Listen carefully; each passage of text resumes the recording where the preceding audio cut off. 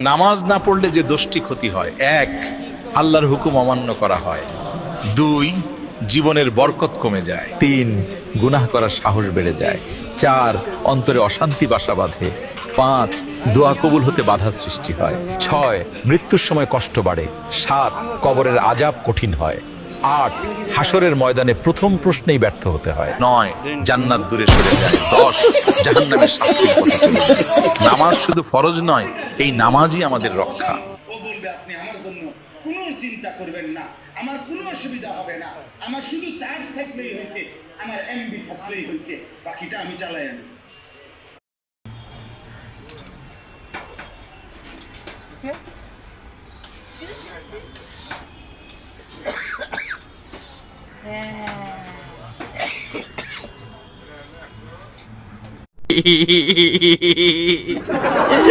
Ai